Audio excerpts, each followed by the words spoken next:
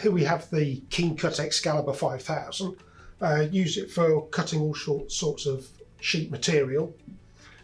Quickly go around the machine.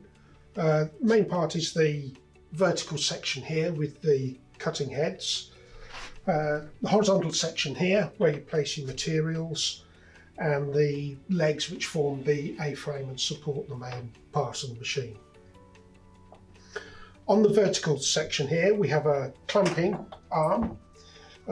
This works in a vertical or perpendicular motion, so it doesn't move the material while you're clamping it.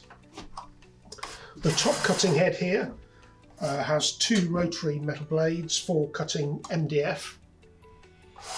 There's also a counterweight here, which usually use it on the upper cutting head, but you can also attach it to the lower one, particularly if you're doing a lot of repetitive cutting.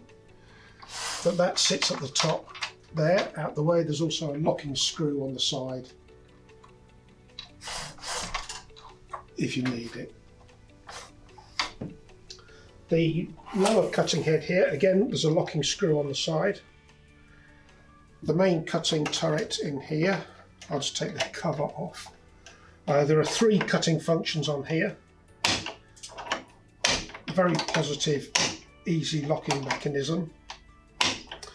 There are indicators on the back here so you can tell which of the functions is engaged, and there's a little window in the cover here so you can see it. The cutting blade here, this is for cutting mountboard, foam core, corrugated backing board, that sort of thing. Is a standard utility trapezoid blade, and there are metal clamps here which you can move in and out to prevent flexing, especially when you're cutting deeper material. Here we have the scoring blade, which is the same blade as the cutting blade, but as it's a scorer we use it upside down.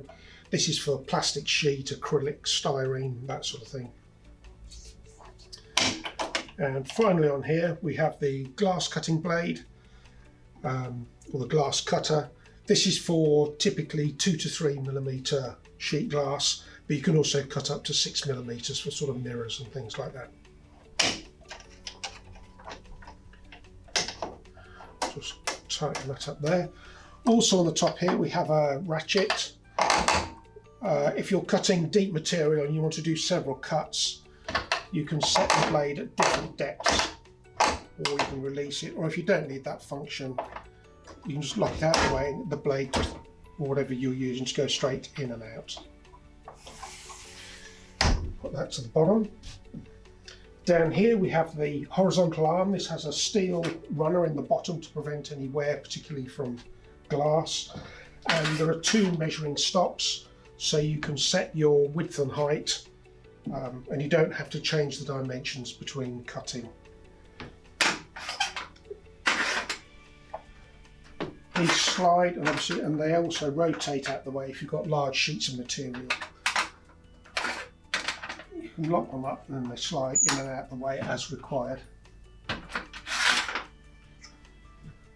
And finally we have the supporting legs, which are telescopic, so you can adjust the height of the machine depending on the materials you're using. Personally, I prefer mine at about this height, so I'm not bending down too much.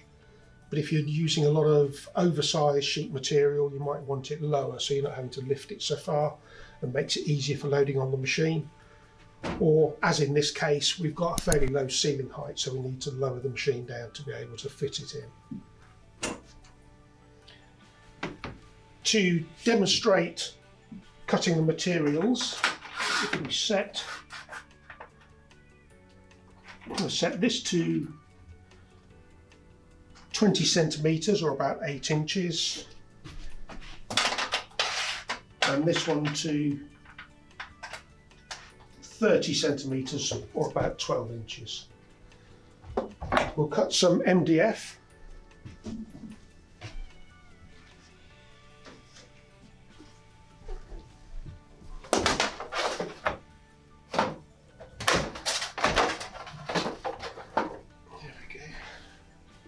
So into the machine and clamp, and just pull the head straight down to the bottom.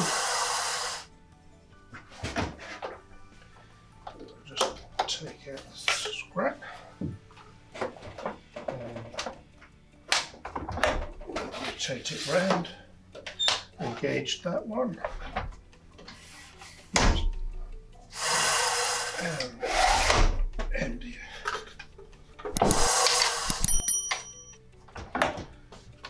And that is the first one cut.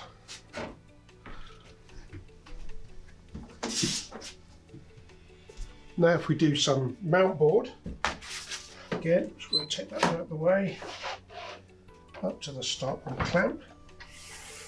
This time we want the blade for cutting. That's the glass. That's the blade for cutting engaged. So in we go and down.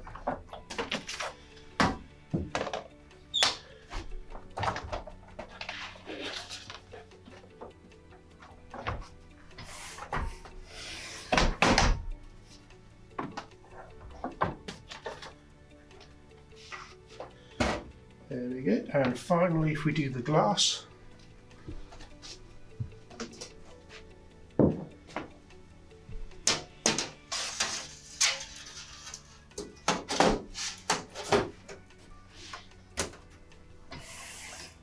and again we change to the glass cutting head. Just engage just below the top edge. And down.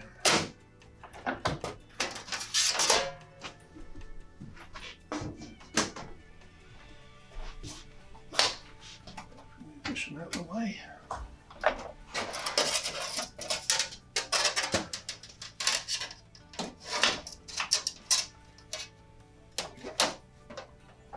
Clamp.